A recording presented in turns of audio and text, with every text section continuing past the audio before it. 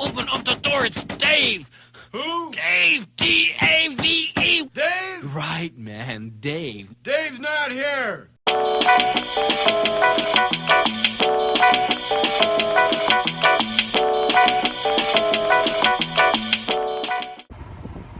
Tesla put out their end-of-year update, which they typically do around Christmas time every year, and it was actually pretty interesting. As a result of the recall, Tesla added in some features and functions that take care of that recall. It was the recall fix to increase the size of the font and what happens with the when you're turning and there's things going on around you. Here's how this works. When I'm driving along and there's a car next to me, if I turn on the turn signal, it will display the car in red and show me on the display that the car is next to me and highlighted in red as well, and it beeps too to let me know something's going on. But they also had a more traditional type release where they added some features in that we didn't have before. And those include like a 360 view around the car when you're driving, especially parking with the park assist. And I have to say that the park assist got a heck of a lot better. With this 360 view, now it takes into account the direction and the dimensions of the car so you can actually see what's in front of you. And it's actually pretty cool. It's very smart the way they did this. So I want to show you some of these features. And then at the end, I also want to show you the boombox, which I've never played with before, but I started playing with recently. So one of the things that Tesla talks about is that there are actually 8 cameras around the car. So let's take a look and see if we can find them as we look at the car. We know there are 2 cameras up there. That's 2. We also know that there's a camera here. That's 3. There's a camera here. That's 4. There's a camera on the rear bumper. That's 5. Then there's a camera on the driver's side here. That's 6. This one makes 7. So the 8th one is the question. Well, that's actually inside the car, right there. That's the 8th camera. Even though we think about the 8th camera as giving us some view around, it doesn't.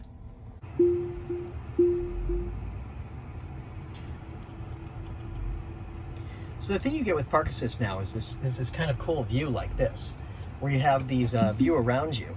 And you can see the parking spaces as they're shown here. So there's parking spaces there and they're all empty. And you can see there's one car to my left. It's one space over. And that's what it's showing there.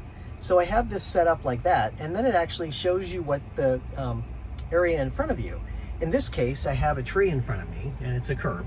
So it's actually showing that as an unparkable space, basically. So I'm going to drive until it tells me to stop, and then we're going to look and see how close we wind up getting. So you can see it's turning yellow, and then it turns more red. All right, there we go.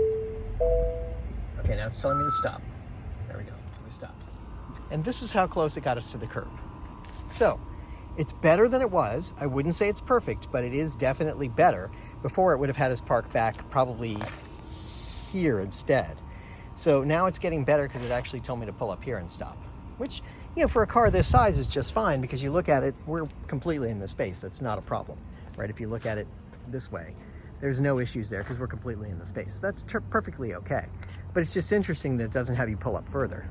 As I drive along at slow speed, you can see how cars will appear on here, because I'm going at a speed that would be typically a parking speed. I'm like at 5 miles an hour, going pretty slow. So you get a sense of kind of how this works. So we're going to pull around through this parking lot a little bit where there's more cars, and we'll go where they are here in a minute so we can actually see how this works out. So as we pull in, we start to see more cars show up on the screen. So as we pull through here, we should start to see spaces and cars show up on here. You know, as we slow to speeds like we're going to park, we should start to see them come up. You can start to see some of the cars popping up and on and off the screen here as we go through. And what I'm seeing is that basically it's a parking lot, right? So I see different things there. Interesting that it doesn't show me the cars around me. A couple of times I've seen that it does, but this time it's not. I don't know why. That's weird.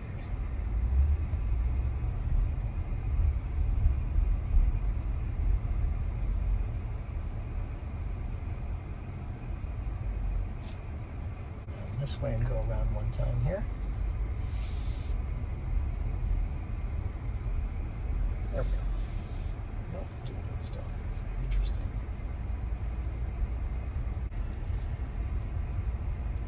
There's the line of cars there that's parked.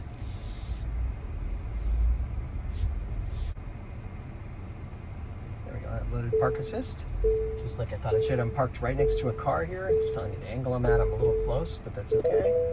It's telling me to stop. So you can see that I have a car next to me, as you would expect. And then I have a space next to me there, and then a couple of cars further over. So you get a sense of kind of how this works.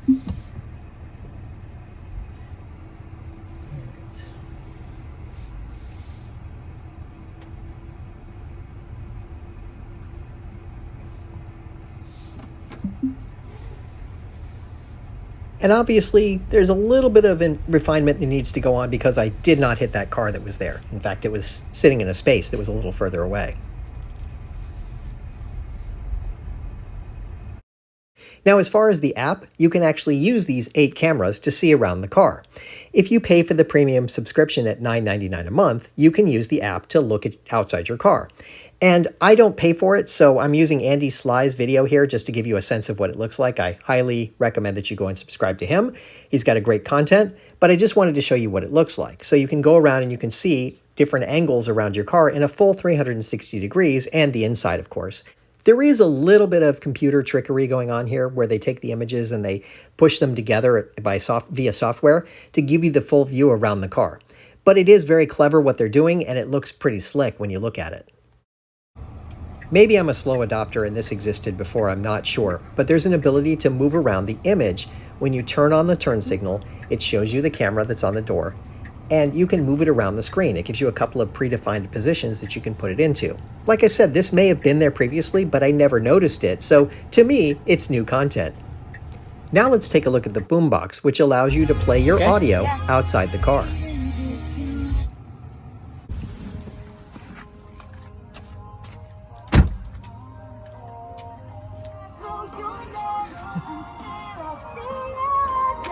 There's also a companion to it that allows your voice to be played outside the car.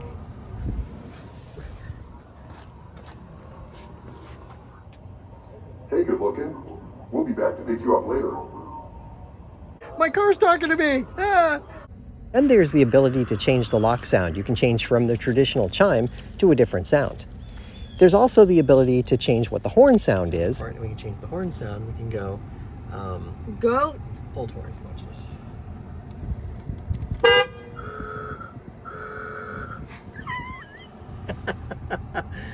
Now when we walk away, watch what happens. We'll get out and we'll walk away from the car. And the fart sound should come on. Should fart at us when we walk away. You know how it usually goes beep? Come on, car. Come on, car. Oh my God.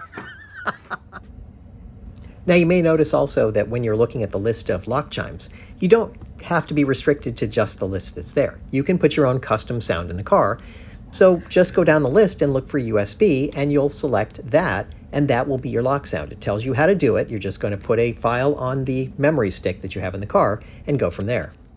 It can be literally any sound you want to have, anything you can find on your computer, anything you can find on the internet.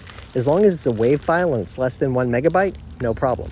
So all I have to do is go to my Tesla and actually take out the dash cam, which in the Model Y is in the glove box.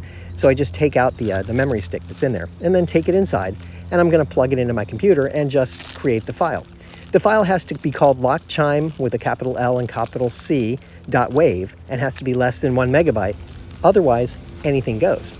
So I just copy it over, and as you notice, when I go to put the dash cam back in, the dash cam is turned off because there's no memory stick. I just plug it back in, it resets, and then everything's working again. And all I have to do then is go into the lock chime and just change the chime to the USB. And that's it.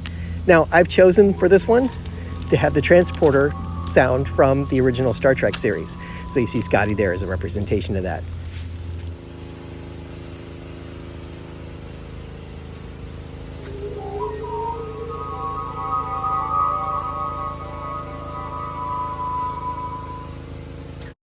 What's your point, David?